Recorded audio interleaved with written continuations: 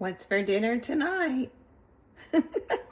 Well, I'm making pulled pork in the crock pot right now for little sliders. Leftover coleslaw goes good, homemade pickles goes good on those, and a little cheese. And as a side dish, I'm making potato cakes.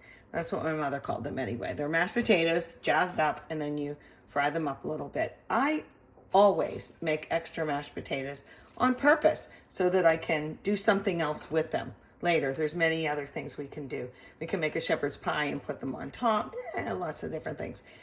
But the real question is, there's such a thing as too many mashed potatoes, making too many. I love good mashed potatoes. So we're going to do that. We're going to add just a couple of things. This is lickety split, very fast to do.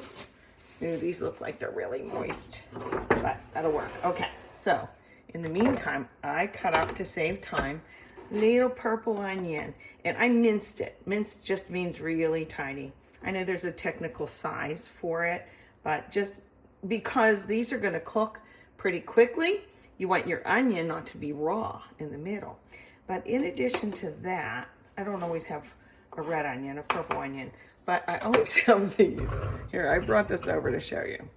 Look, little scallions, and I keep them in water on my counter because these little buggers grow so fast that it's like you never have to really buy them. I'm almost out of them because I used them the other day. I just cut the tops off and they grow. You know how fast like morning glories grow? Like you can almost see them grow each day. Boom, boom, boom, boom. And they get all weird and lots of roots on the bottom. But this is all I had. So let's use these three little guys. I'm going to just show you how I do. Of course, you have to get rid of these little roots. Goodbye, little roots. Okay. And then I will cut them like this and then cut them again. Again, you want to keep your onions kind of small because they're going to cook lickety split. But look at this little gadget I have. You don't need one of these. It's super sharp. Can you see this? I don't know what it's called. I have had it for a long time. I don't buy things all the time that are full price. Okay, I like yard sales and estate sales and whatnot. I did get this online. But watch what it does. Can you see this? It goes like this. You might think, Shirley, why don't you just cut it up? Because it makes it so small. Look at these little tiny pieces it makes. Oops, can you see those? So I like it. It's kind of like a little shredder, and I've used it for other things.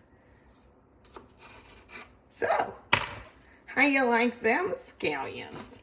And then when I mince them up, look at that. Teeny tiny, right? Do I use the ends? Yeah, I do.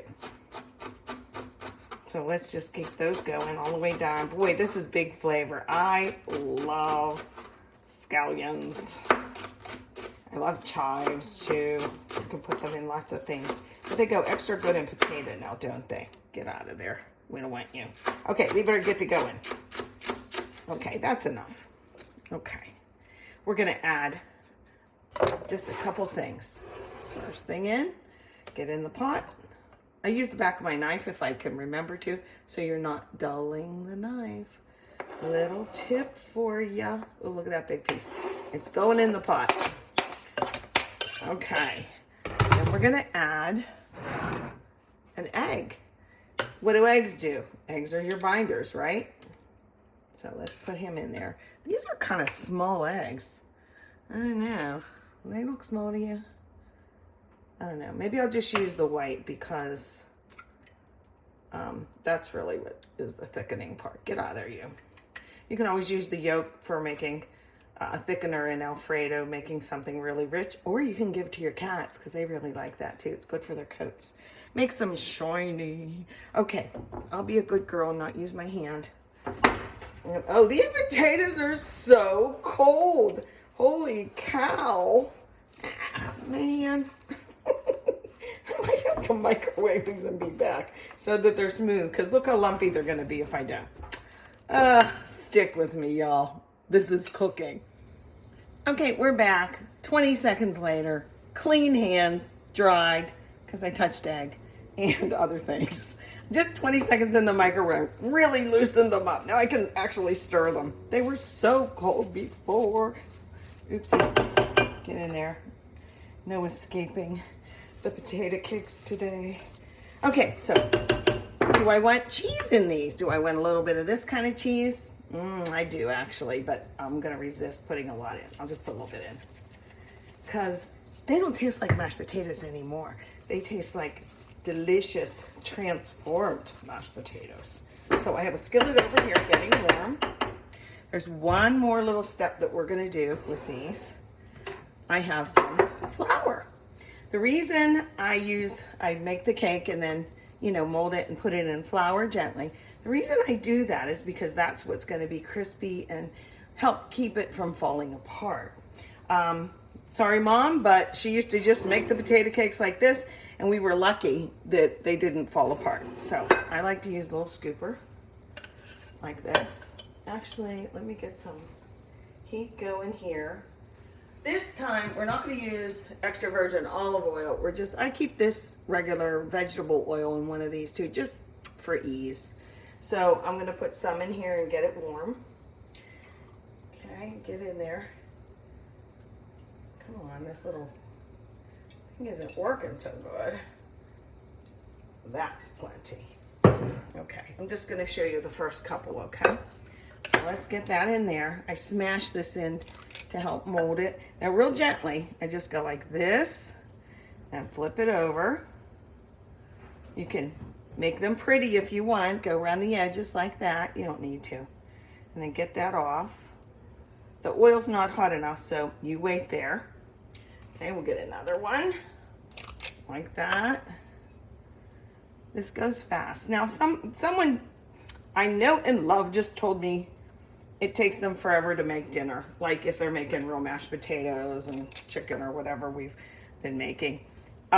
Trust me, it's like anything else. You're going to get a lot faster at making everything. I mean, think about it. Like, you get faster at anything that you learn, right? So if you're learning to cook, believe me, you'll get faster. So here's little 4 guys already. Let's see if it's hot enough. Can you see my skillet? Yeah, it gave me a little feedback, a little sizzle. These aren't too flat. If you wanted, you could do this with panko breadcrumbs, but we don't need all that bread. This is just to protect the little potato cakes.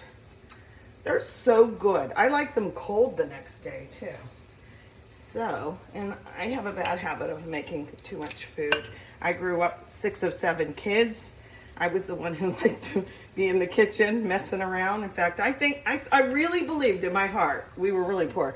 I really believed in my heart that I made up tuna noodle casserole. I never had heard of it before. We had tuna, we had noodles, and I threw some stuff together one time.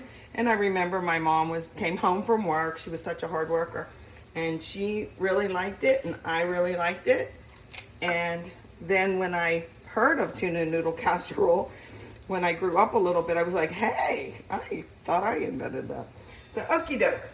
So there you have it. I'm going to stop here. Let me get these last 2 buggers in, and I will show you the final product. Okie doke.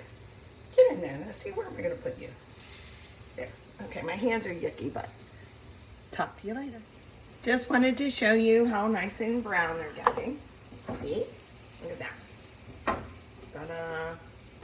And they'll be done shortly. I guess you could serve these with like sour cream and stuff, but the onion in this, is there anything better smelling than sauteed onions or cooked onions? I think not. And I made too many, so I can freeze these, Turns out good. Okay, hope you enjoyed. Tell me what you put in your leftover fried mashed potatoes. I want to hear all the different ingredients that you can put in to make them your own. Okay, see you later.